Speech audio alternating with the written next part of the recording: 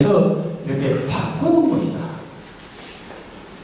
그런데 이제 바꾸는 건 좋아요. 그럼 어떻게 바꾸라는 얘기냐? 무조건 그럼 장미하면 뭐 개똥 이렇게 바꿔도 되냐? 네, 그게 돼요, 되기는. 그런데 좀 뭔가 바꿀 만한 근거가 좀 있어야 되지 않냐? 그래서 바꾸는데 두 가지 방법이 있습니다. 그러니까 치환은의에도 두 가지 방법이 있다. 그 하나는 이 바꾸는데, 그래서 거기 은유에 그 두 번째 치환은유, 바꿔놓기 은유라는 말을 했는데, 바꾸는데 두 가지 방법이 있습니다. 하나는 치환은유에서, 거기 프린트를 보면 이렇게 되어 있습니다. 치환은유에서 치환이란 바꿔놓다라는 뜻이다. 그동안 은유의 개념을 전이란 말로 사용해왔고, 어머런투, 무엇으로 옮기다. 같은 뜻입니다. 옮겨놓기. 은유를 하는데, 은유라고 하는 것은 원반영, 즉 원래의 의미를 보조반영으로 의미를 바꾼다는 뜻에서 바꿔놓기 의유라고 하는 것이 더 선명할 것 같다. 그런데 아리스토텔레스가 뭐라고 했냐? 비유를 의미를 옮기는 것으로 설명했고, 이러한 의미의 이동을 A에서 B로 옮긴다는 뜻으로 치환은유라 하고 대치론으로 설명하기도 하였다. 따라서 치환은유란 두 사물 간의 비교 정도가 아니라 A라는 사물의 의미가 B라는 사물로 자리바꿈하여 의미를 확실하게 보다 새롭게 하는 것을 뜻한다. 자, 그런데 그렇게 옮기는데 바로 두 가지 방식으로 옮긴다 하는 것입니다. 또 그 두 가지 방식이 뭐냐?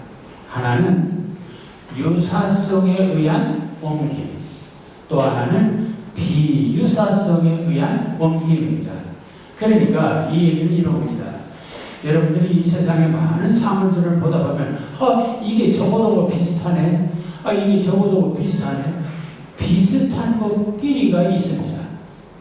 그러면 전혀 비슷하지 않은 것도 있죠. 그렇게 옮길 때, 여러분들이 무엇을 옮길 때,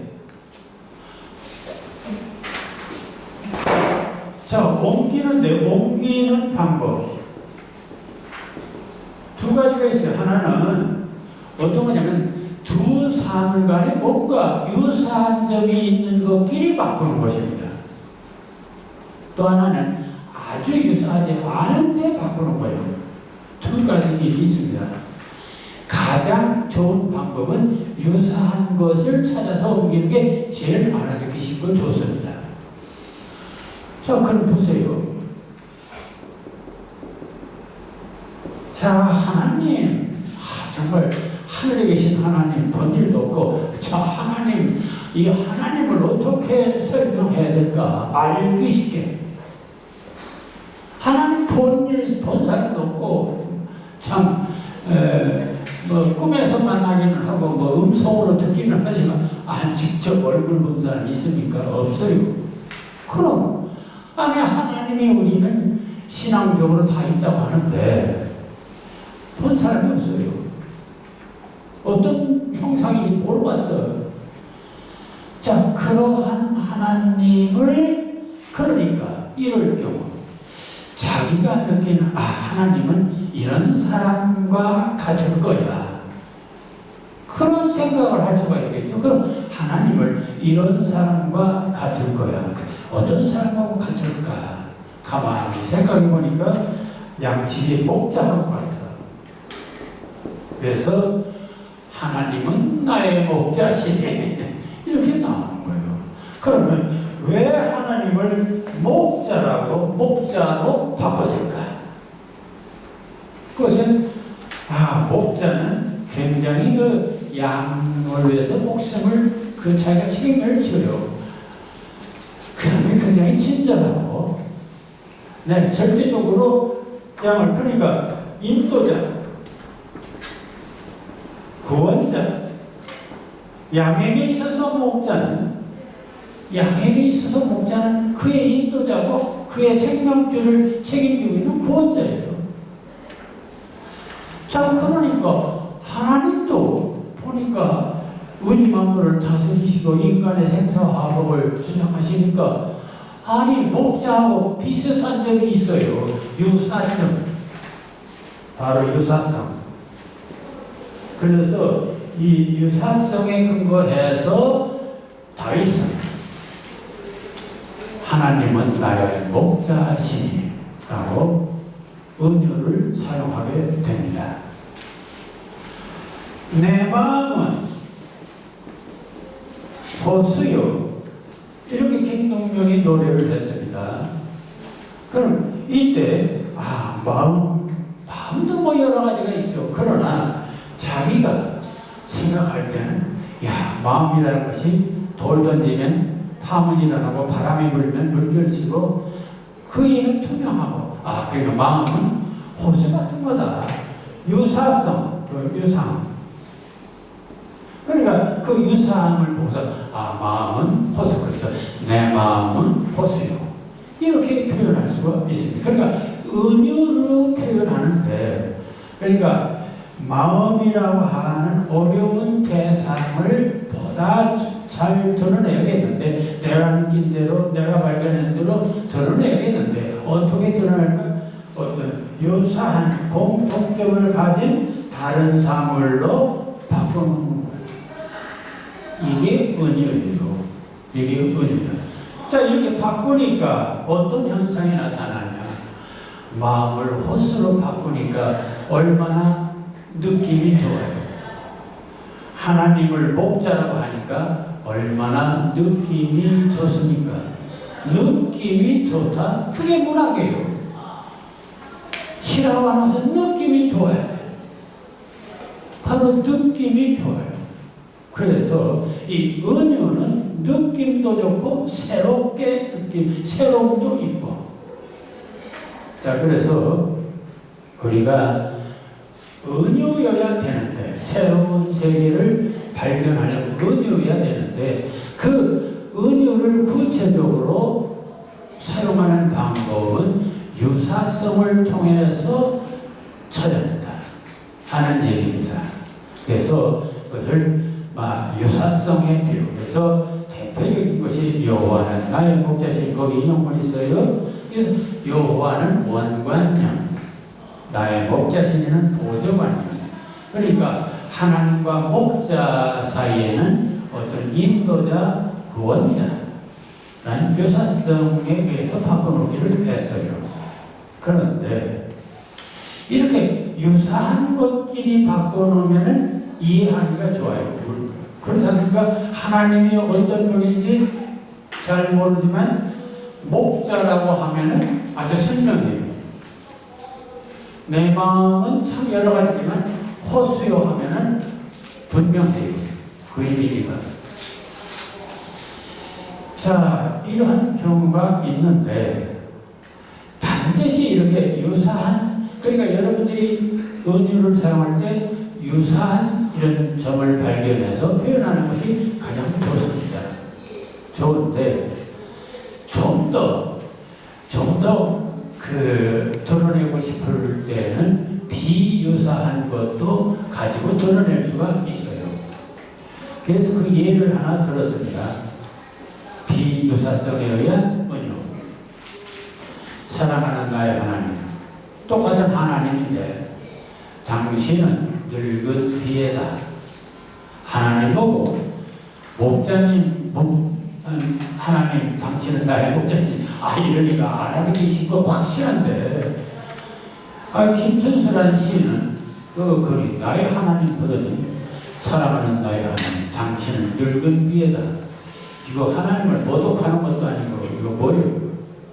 늙은 비에다. 이렇게 비유를 만들어 버렸어요. 그러니까 생소하죠 좀. 물론 설명을 하자면 하나님에게도 그 고민이 있을 거 아니냐. 말 안 들으니까 세상 사람들이 뭐 이렇게 어머니를 갖다 설명을 할 수가 있어요. 그러나 어쨌든 그 유사함이 좀 생소한 점이 있다. 거기서부터 비유사성이 시작되는 거예요. 그 다음에 부족간에 걸린 커다란 살점이다. 이것도 굉장히 생소해요. 하나님을 부족간에 걸린 커다란 살점이다. 그러니까 좀 생소하죠.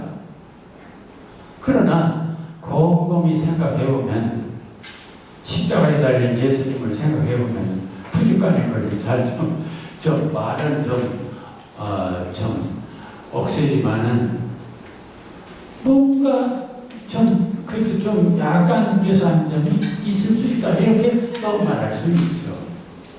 그런데 그 다음 보면요, 시인 릴케가 만난 슬라브 여자의 마음속에 가라앉은 놋새 항아리다. 아이고 하나님 보고 놋새 항아리다. 이건 정말 뭔 소리인지 알아먹을 수가 없어요. 그렇지 않습니까? 여러분, 놋새 항아리하고 하나님 보고 유사점이 있습니까? 우리 상식으로는 없어요. 그러면 유사한 게 아니라 비유사성이죠.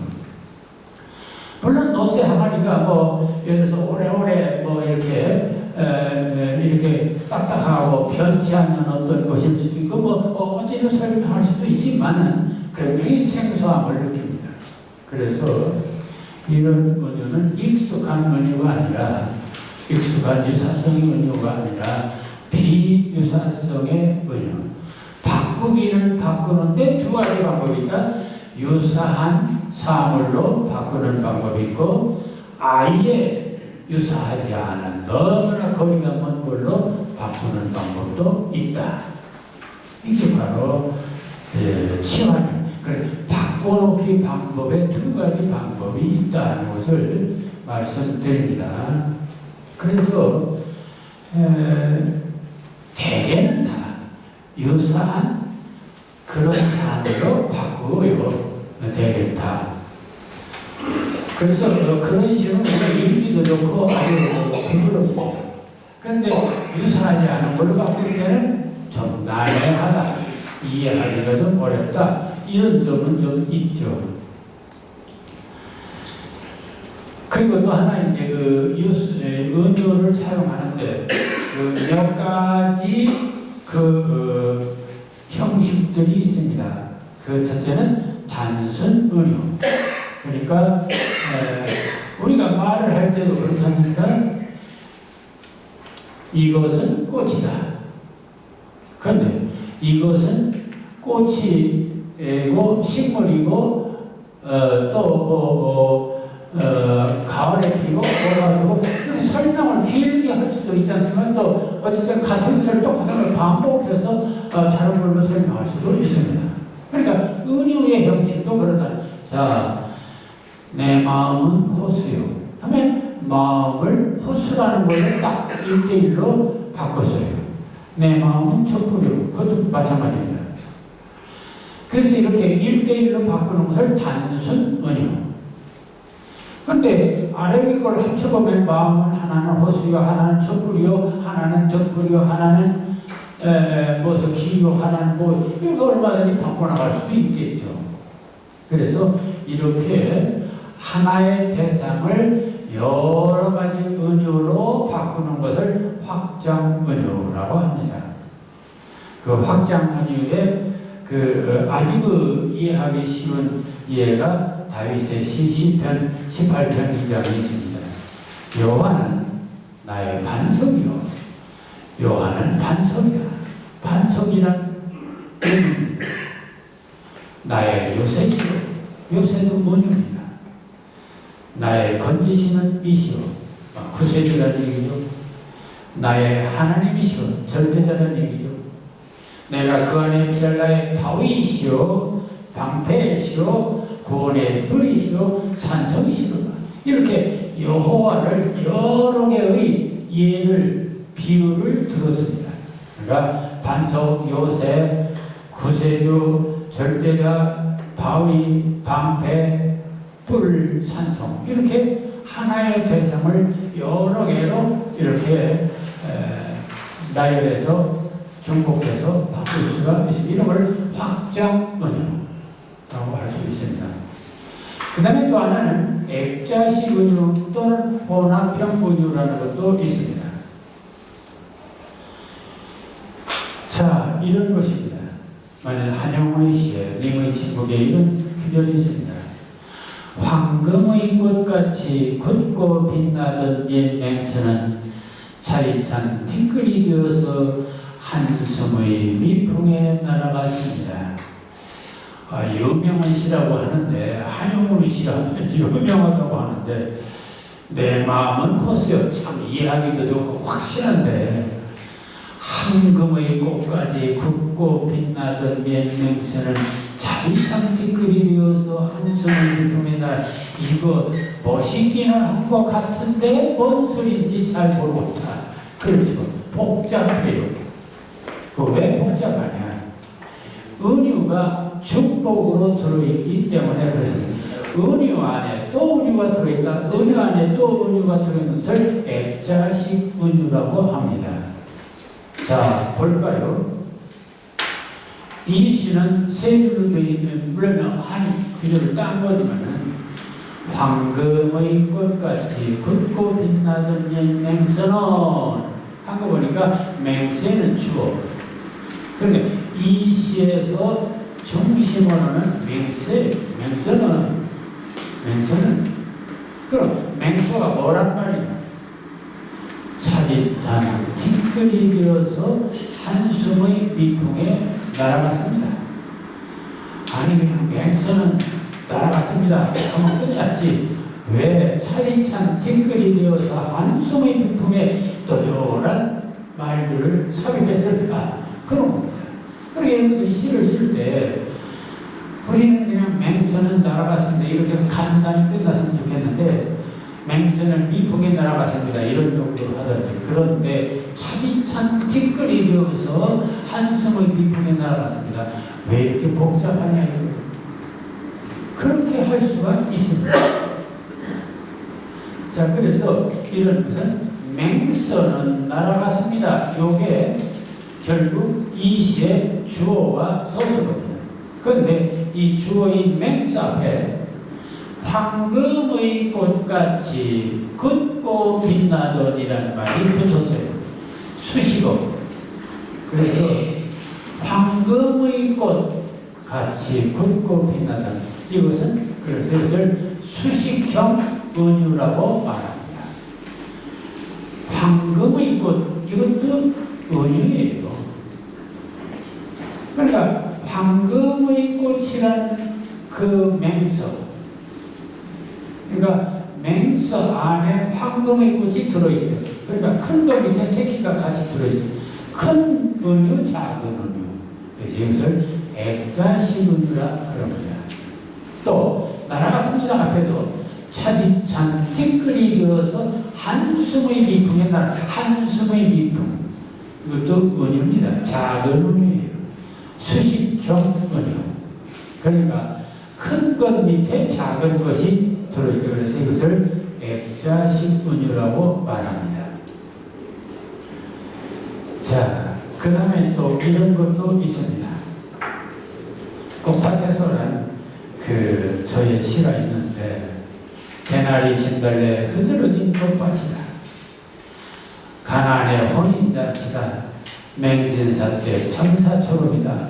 4월의 산안도 포동한 등성이마다 너울 쓴 신부처럼 퍼달리는 가슴이다. 두려움의 껍질들이 허물을 벗고 차마 부끄러워 마지막 정렬에 흔들어가는 잔인한 환성이다. 네, 이 시는 꽃밭을 얘기해요. 즉, 봄꽃밭. 개나리도 있고 진달래도 있고 흙도 있고 꽃밭. 그런데 그 꽃밭이 뭐냐? 첫째, 가난의 혼인잔치다. 은유입니다. 맹진사댁 청사초롱이다. 이것도 은유입니다. 파닥이는 가슴이다. 이것도 은유입니다. 잔인한 환성이다. 이것도 은유입니다. 자, 맹진 가난의 혼인잔치다, 맹세사, 땡청사초입니다. 파다리는 가슴이다, 잔인한 환상이다. 이것들이 각각 다 확장은입니다. 똑같은 꽃밭을 혼인잔치, 청사초로, 가슴, 환성 이렇게 여러 개로 나눠서 그게 확장은입니다. 그런데 이 파다리는 가슴이다, 잔인한 환상이다 앞에 이런 게 들어있습니다. 파다리는 가슴 앞에는 4월의 산넌덕 포동한 등성이마다 이게 또 작은 은유예요. 수식형 은유입니다. 또 잔인한 환상이다 앞에도 두려움의 껍질들이 허물을 벗고 창하 밖으로 마지막 정제를 본줄하는 이것은 또 하나의 수식형 은유입니다. 이런 것들이 작은 은이 끼어들어 있어요. 수식형 은유가. 그래서 확장 은유와 수식형 은유가 함께 있어요. 이런 것을 혼합형 은유다. 좀 복잡한 단순한 은유도 있지만 복잡하게 만들 수도 있다. 그런 얘기입니다. 그러니까 여러분들이 시를 쓸 때 처음에는 단순 은유로 시작하게 됩니다. 내 마음은 허수요라든지 내 마음은 천국이 이렇게 단순한 은유로 시작하다가 나중에는 그 은유 속에 또 작은 은유를 수식형으로 집어넣을 수가 있다 하는 얘기입니다. 자, 그래서 오늘은 이 병치 은유, 그 치환 은유, 바꿔놓기 은유의 방법. 그러니까 은유란 뭐냐? 방법은 뭐냐? 방법에는 유사성에 의한 은유, 또 하나는 비유사성에 의한 은유, 또 단순 은유 또는 확장 은유 또는 액자식 은유 또는 혼합형 은유 이렇게 여러 가지 방법들이 이제 기술적으로 발전할 수 있다. 그런 것을 말씀드렸습니다.